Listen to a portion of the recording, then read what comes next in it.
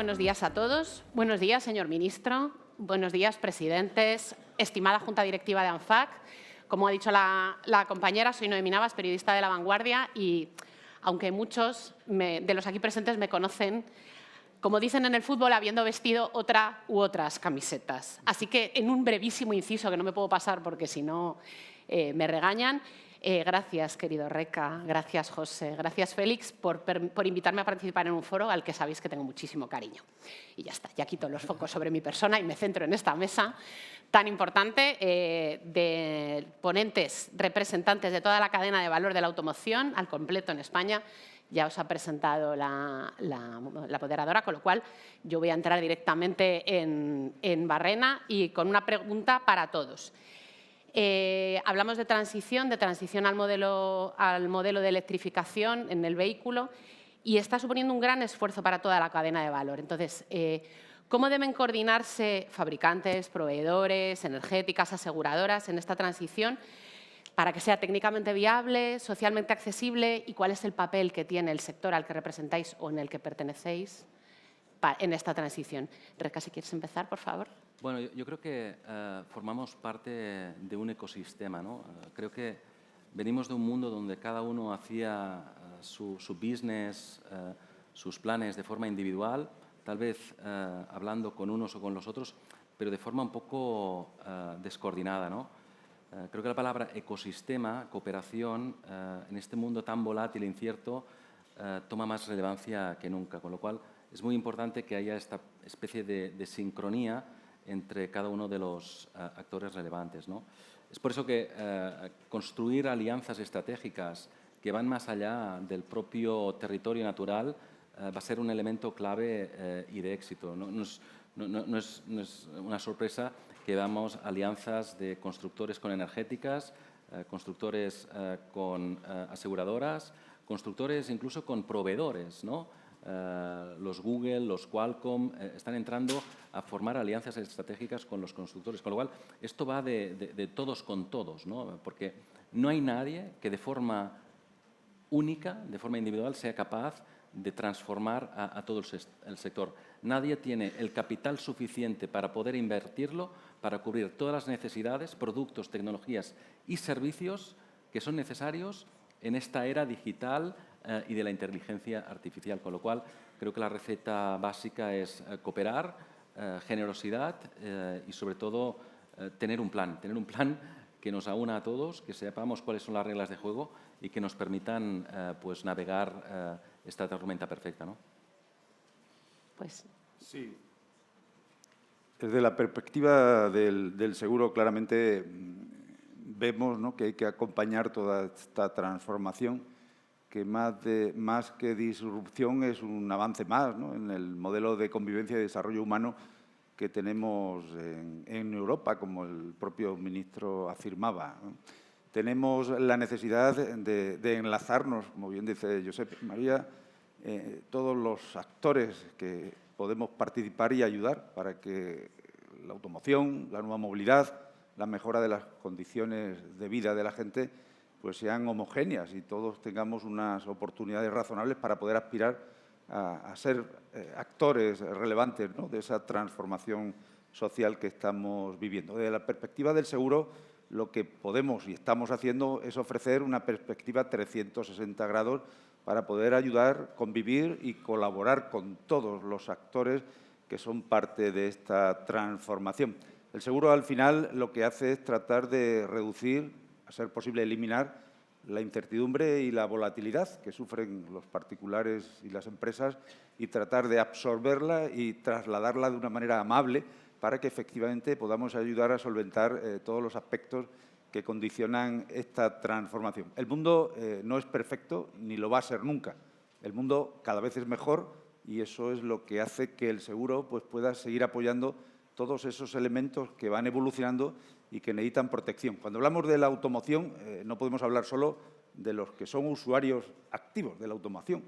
Tenemos que hablar de la sociedad en su conjunto, que es directa participante de manera activa o de manera pasiva en lo que significa la transformación de la movilidad.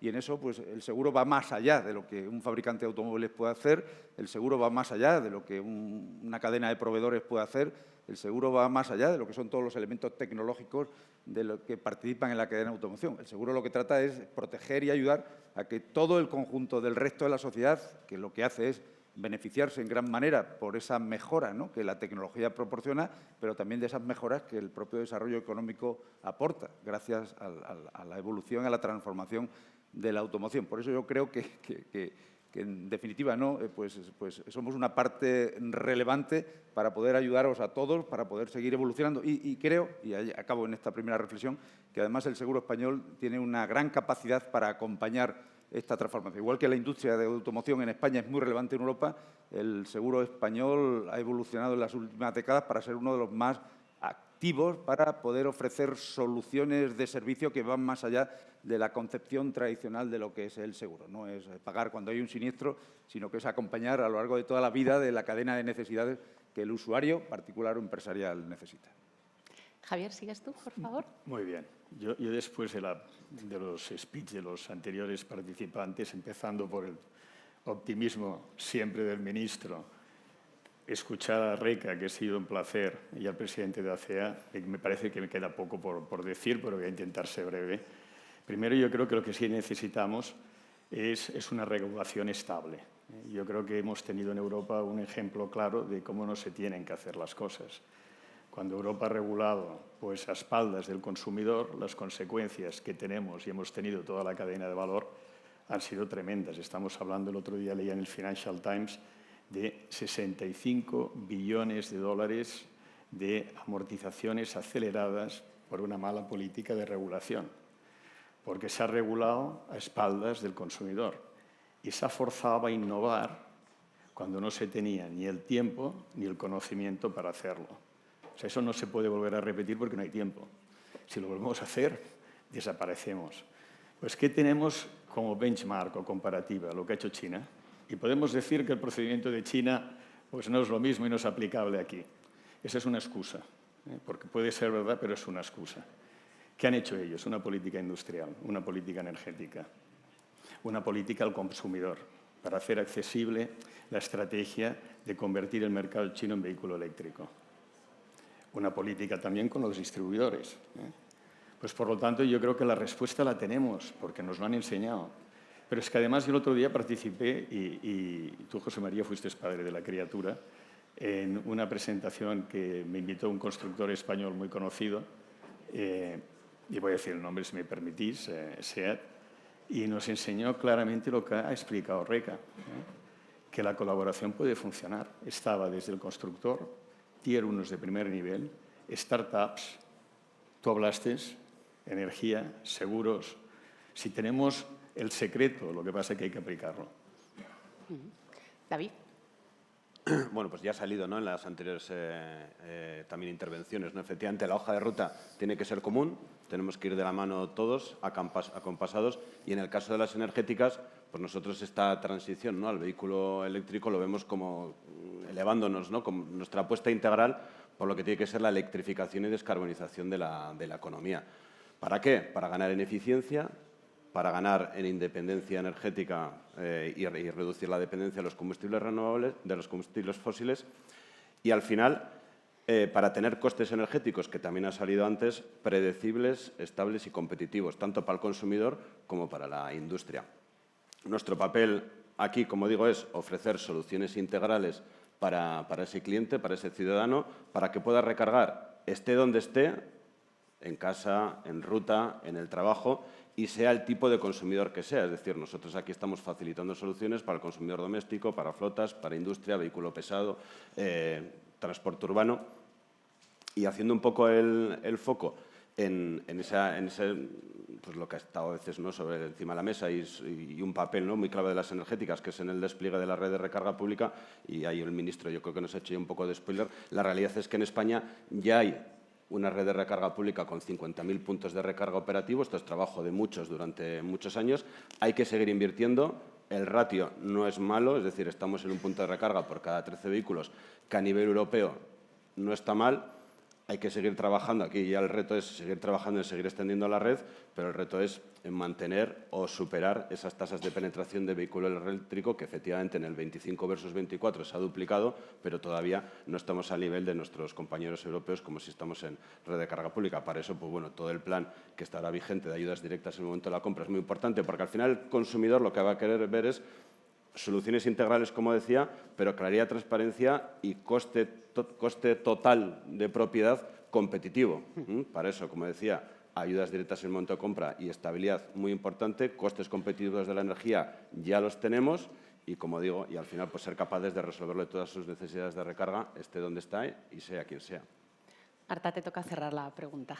Fenomenal. Bueno, lo primero, muchísimas gracias a ANFAC, a Reca, a José, a todo el equipo por invitar a Faconauto y la voz del cliente. Es que yo te digo, soy la parte más mundana de toda esta cadena de valor, porque como decía el ministro, tenemos que conectar todo lo que pasa por Europa y todo lo que estamos oyendo con un señor o una señora de Bollullos, del Condado. Entonces, ¿cuál es nuestro papel aquí en esta transición? Pues es convencer a ese cliente que tiene que pasar del punto A al punto B, que él no lo había pedido, pasar al punto B, porque estaba cómodo, pero que tenemos que ayudarle.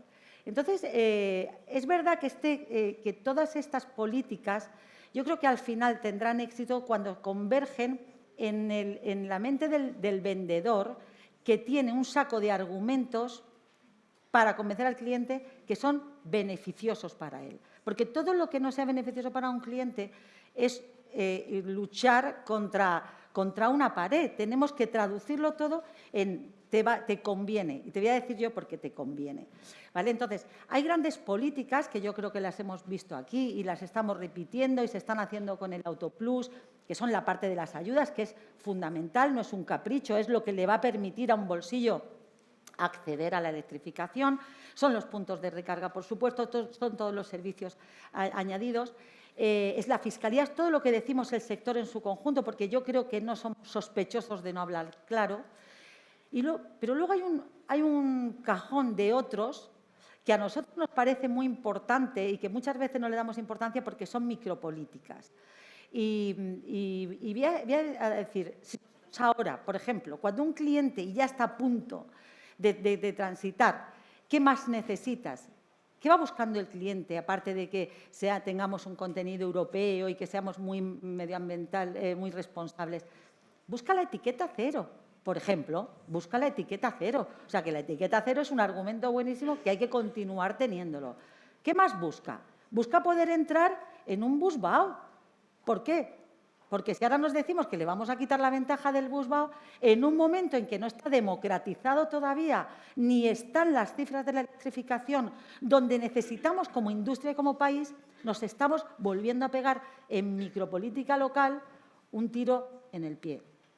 Necesitamos tener los parking de duración gratuita y con duración extendida. ¿Por qué? Porque son beneficios que el cliente va a notar a la hora de decir me compro un coche eléctrico, que es lo que todos queremos. Entonces, muchas veces tenemos que ir a la gran política, pero también no nos despistemos que hay una micropolítica, hay unos parking gratuitos, unos peajes, un tratamiento de los coches de especie en las flotas. O sea, hay muchas cosas que nos tienen que ayudar a no bajar de esas cifras del 20% que por fin las hemos cogido y que tenemos. Porque es verdad, no se trata de vender, pero cuando vendemos coches eléctricos estamos apoyando a toda la industria y no se nos puede olvidar que va de apoyar toda la industria y todo el empleo que hay detrás de esto. Muchas gracias a todos. Reca, vuelvo contigo. Comentabas en la introducción que el vehículo eléctrico es el presente y el futuro de la industria, que nos jugamos mucho, pero ¿cómo tiene que transicionar? ¿Por qué es necesario este salto a la electromovilidad en Europa? ¿Qué está en juego? ¿Y en qué punto está el partido? ¿Nos podemos todavía sumar a esta transición con éxito? Vamos perdiendo. Vamos perdiendo y por goleada, para ser honestos. La gente tiene que entender que lo que está pasando en relación al vehículo eléctrico, más allá de las políticas, ya no sé si de stop and go o a nivel europeo, van a estar influenciadas mucho nos guste o no, por lo que esté y está pasando en China. En China han encontrado que el vehículo eléctrico es la solución a dos problemas. El problema climático, que han tenido históricamente en China, y la solución a no dominar la tecnología del automóvil, del motor de combustión. Y el vehículo eléctrico mejora la calidad del aire en China, en las ciudades, y les ha puesto en la Champions League del sector del automóvil. Son líderes en todo, en todo, en todo. Y en Europa nos lo vamos pensando. Hay gente que duda. ¿Vamos a vender coches? Sí. Ese no es el problema, Marta. Vas a vender coches los que quieras. ¿Vale? Tu parte de la cadena de valor no está en riesgo. Se van a vender coches, se van a asegurar coches, se van a reparar coches, se van a ofrecer servicios postventa, lo que tú quieras. Lo que está en juego es la mitad del valor agregado bruto que el sector del automóvil es capaz de generar en Europa a día de hoy. Y es cadenas de suministro y fabricación de vehículos. Esto es lo que está en juego. Y si no entendemos esto, significa que nos da igual dónde se produzcan los coches, porque los vamos a continuar vendiendo y los voy a continuar conduciendo. Pero lo que nos tendremos que hacer dentro de 10 años, los europeos, una pregunta es ¿cuál ha sido mi nivel de responsabilidad para que una industria líder, única en Europa, que nos ha generado progreso y bienestar, desaparece? Y aquí va de esto. No, por eso te digo, Marta, que no va de vender coches, los venderemos. La pregunta es quién los hace. Y no va del dogmatismo o el ortodoxo mindset del proteccionismo. Va de jugar en las mismas condiciones. No va de evitar que el inversor extranjero no venga a Europa. Que vengan, que inviertan, que construyan valor, que generen empleo, que generen propiedad intelectual y que este valor se quede en Europa. Es la única forma de buscar este entente entre un mercado doméstico europeo fuerte y un parámetro industrial y tecnológico fuerte en Europa, ¿no? Y esto para mí es lo que está en juego en esta transición. Y la realidad es que vamos perdiendo. Vamos perdiendo porque el punto de partida es tenemos una legacy en Europa, tenemos un ecosistema industrial donde el 90% del valor se está generando a día de hoy todavía en el vehículo de combustión. Y es una realidad. Y con esta realidad tenemos que construir estas políticas del cómo se llegan a estos objetivos. Por eso la neutralidad tecnológica, la flexibilización de los objetivos de CO2 están muy bienvenidos porque tenemos esta realidad. Hay que transformar aquello que tenemos construido, porque la alternativa a hacer un greenfield está muy bien, pero tendré un problema porque tendré un brownfield a gestionar. Continúo contigo, Javier, al respecto de la cadena de valor, un poco de la transformación que hablaba Reca. Acabas justo de comentar que en China han introducido políticas industriales, políticas energéticas, que podemos copiar lo que ya existe. Pero vuestros márgenes están muy presionados, vuestras inversiones son muy altas. ¿Qué mecanismos o medidas concretas necesitaríais para que estas políticas realmente fructificaran en vosotros y en vuestra cadena?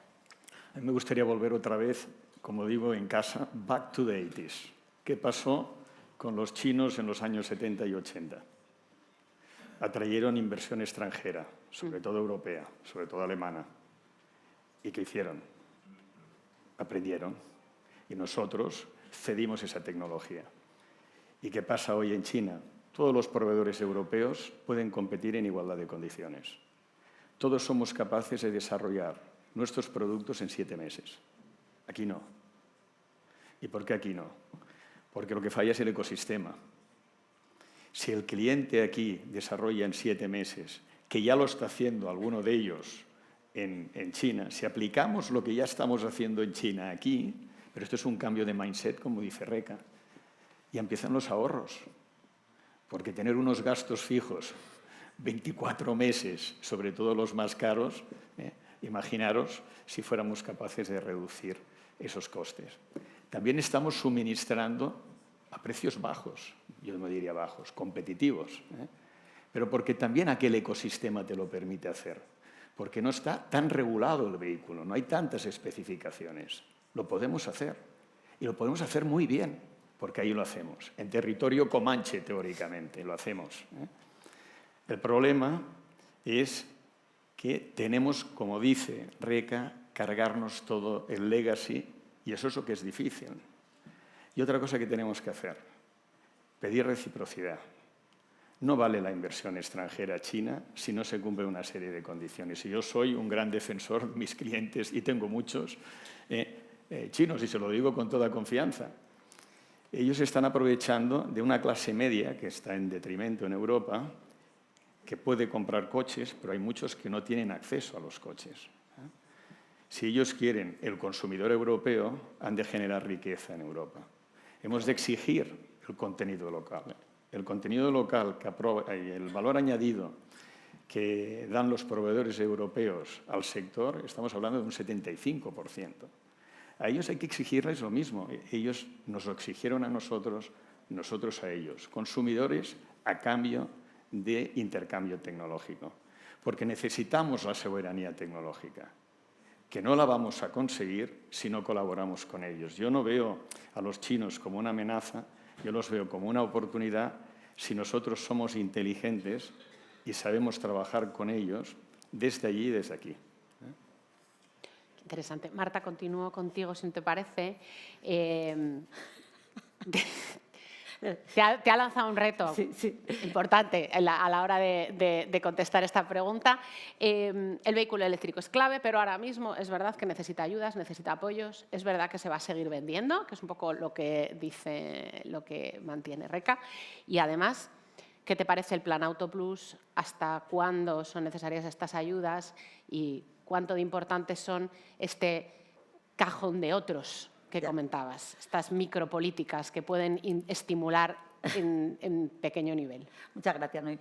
A ver, es que ya hay un pique, cuando dice Reca que no se va de vender, que es verdad, es que esto no va de vender y hay que entenderlo. Pero yo siempre le contesto y le replico y le digo, bueno, yo cuando me vine a estudiar aquí al Colegio Mayor, ahí me dijeron en mi casa, tú no des problemas. Y yo lo mismo, digo, Reca, lo que faltaba es que encima no vendiéramos. Entonces tendríamos dos problemas, el de la industria y el de no vender. Con lo cual vamos a ver si de verdad nosotros por esta parte no solamente no damos problemas, sino que tiramos, porque es verdad, y todos entienden las palabras de Reca cuando dice que hay que vender y sobre todo va de que la industria nuestra es la que se proteja.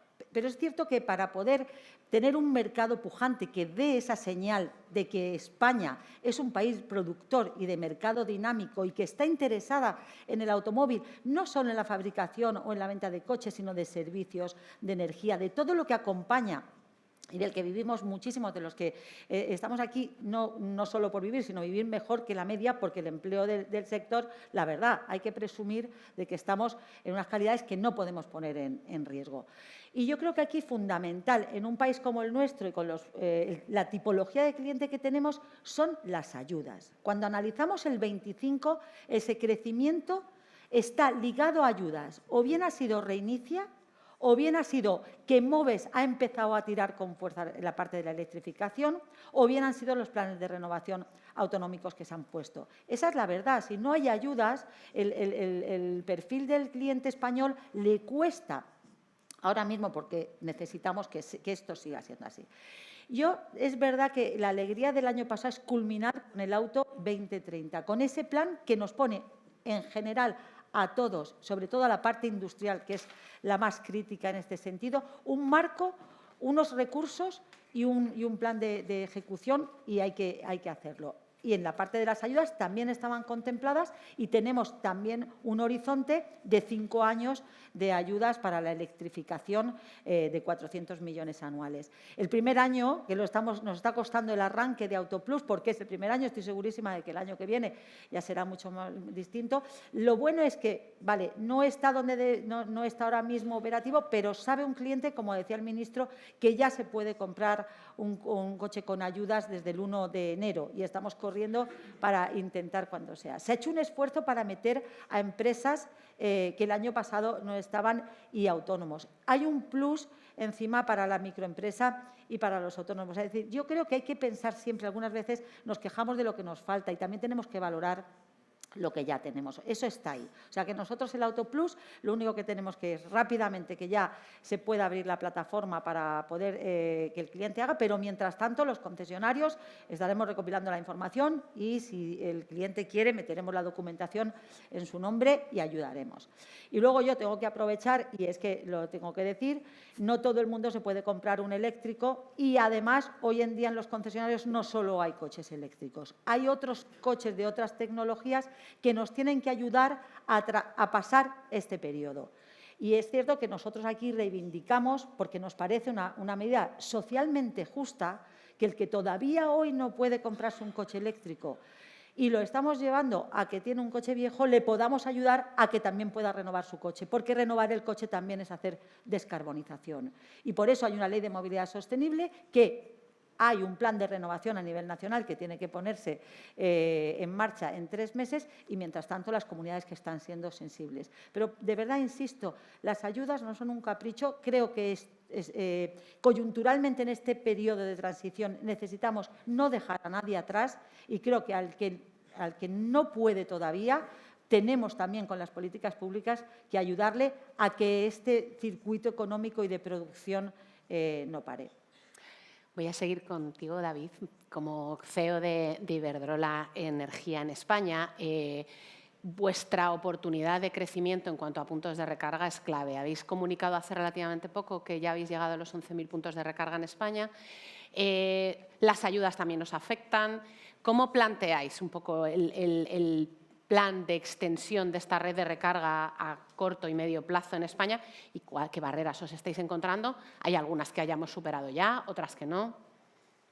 Vale, pues sí, efectivamente, nosotros como Energética no nacimos como operador de puntos de recarga, ¿no? Pero yo creo que supimos entender el momento, supimos ver nuestra responsabilidad para impulsar esta transición y efectivamente, ¿no? Ahora, como acabamos de anunciar, tenemos ya 11.000 puntos de recarga pública operativos, somos líderes en todos los segmentos y adicionalmente, como decía antes, ¿no? En el marco de la solución integral también hemos instalado otros 70.000 puntos de recarga, tanto en domicilios, algunos de ellos a través de alianzas con fabricantes aquí presentes, y también en empresas.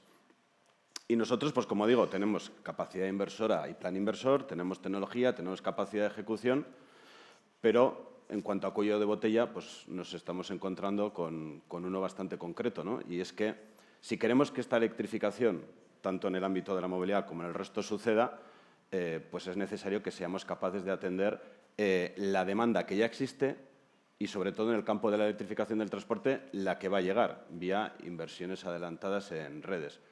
Pero el problema actual, y yendo a datos muy concretos del 2024, en el 2024 solamente se atendieron 1 de cada 10 solicitudes de acceso a red por parte de las distribuidoras. Y en el caso de solicitudes de acceso, para el caso concreto de recarga pública, solamente 1 de cada 5 fueron atendidas. Recientemente se han publicado también los mapas de capacidad de red y el 88% de los nudos están saturados. Entonces, nosotros lo que decimos es, o somos capaces de movilizar vía una correcta regulación la inversión necesaria en redes, o corremos el riesgo de esto, que es una oportunidad, como están diciendo el resto de actores, desde el punto de vista industrial, de tracción de PIB, de empleo de calidad, corremos el riesgo de no cumplir con los objetivos de despliegue de red de recarga. Entonces, muy importante, foco en redes, foco en capacidad inversora, tanto para la demanda actual como la futura, tanto para recarga pública como para las necesidades de la propia industria, ¿no? Porque gran parte de estas fábricas, algunas están, otras que llegarán, van a necesitar acceso a red también. Y luego ya desde un punto de vista ya más del día a día, ¿no? de la extensión de red, pues sí que es verdad que aquí se ha avanzado bastante, ¿no? En lo que tiene que ver con la permisología.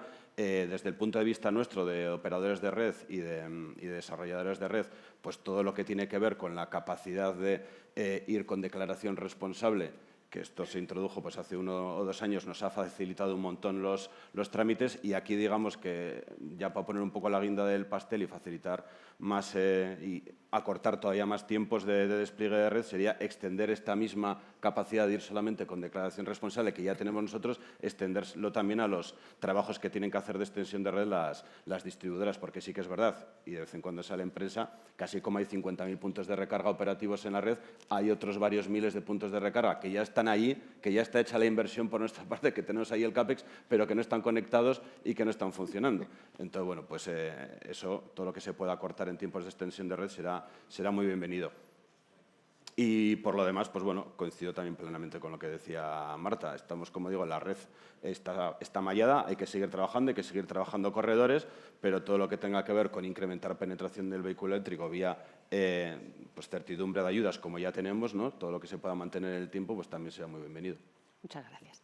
Antonio, como presidente y CEO de Mapfre, quería acabar esta primera ronda de preguntas contigo, porque Mapfre es el colchón, protegéis y ayudáis, como has dicho en tu intervención, a que todo el ecosistema de movilidad sea, bueno, pues al final esté protegido, ¿no? y siga funcionando.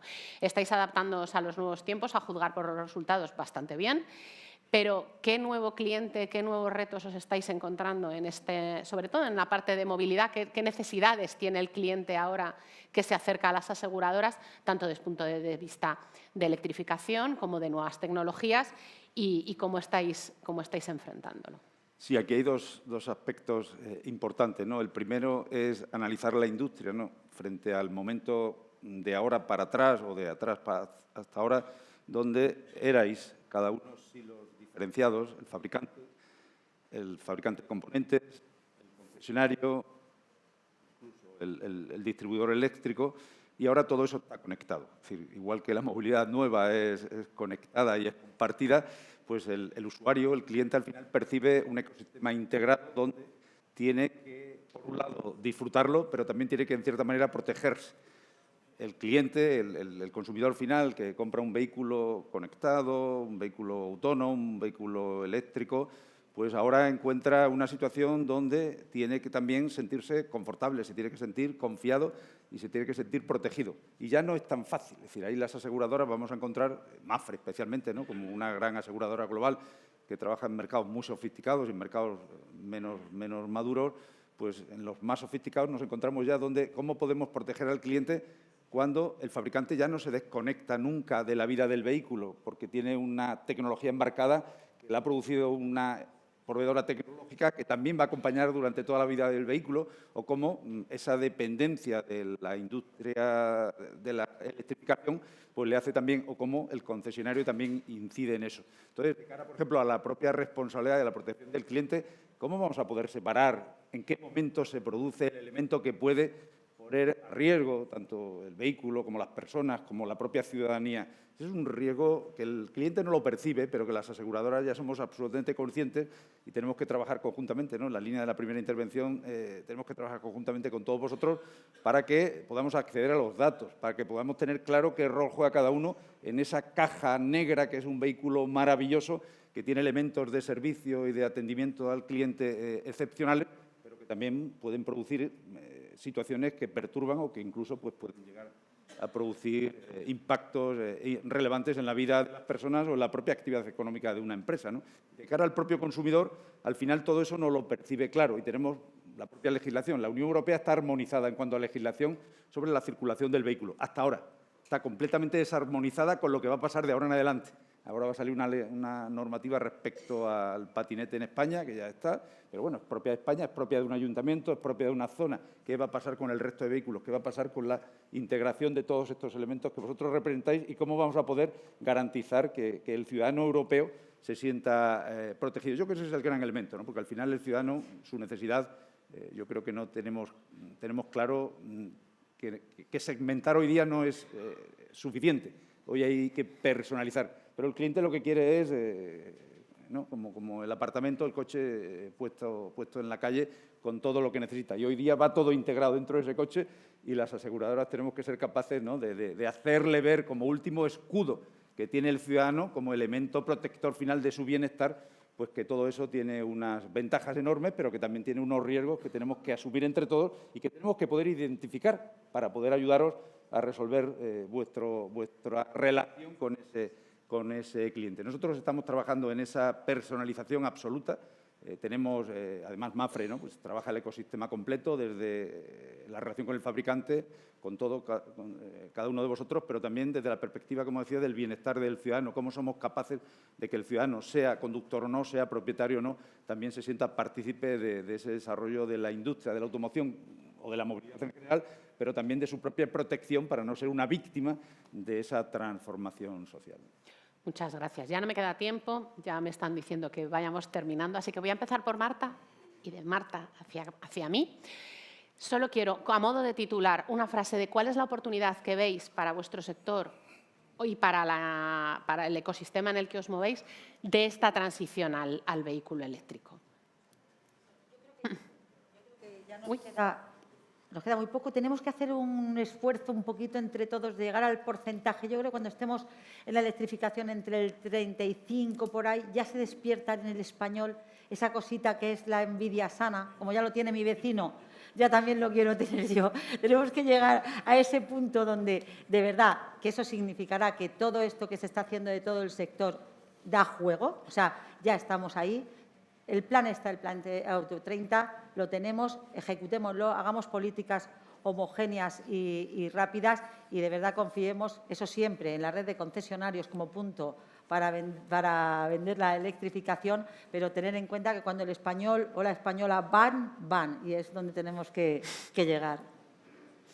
David.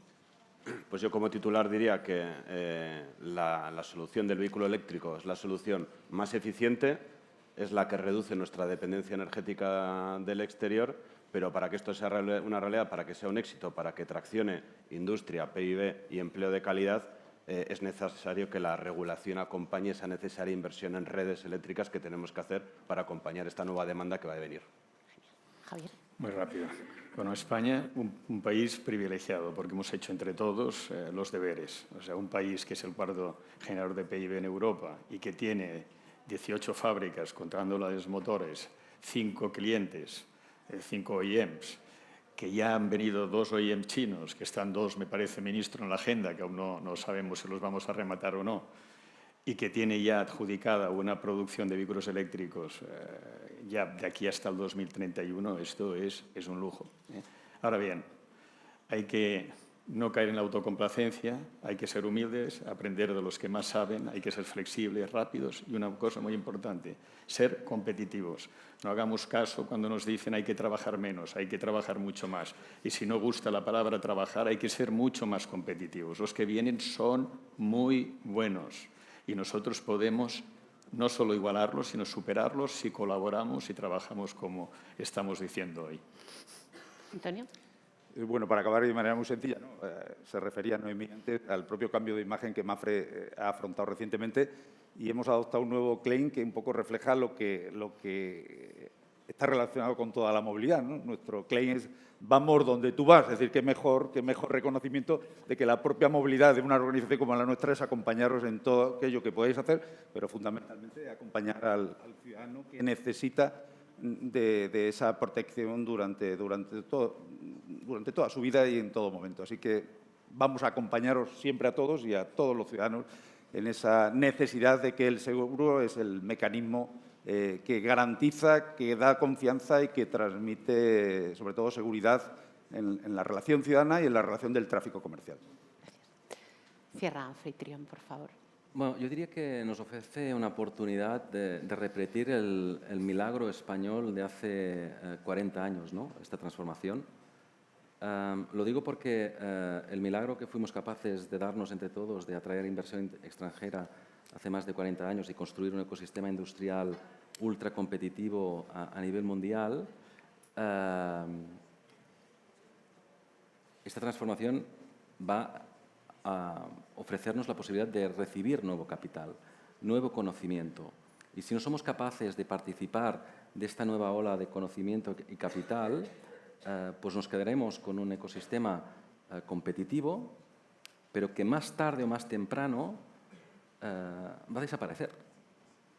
Es decir, la gente tiene que entender que la oportunidad que tenemos con esta transformación es proteger aquello que tenemos construido, transformándolo para montarse en la nueva ola tecnológica que es imparable.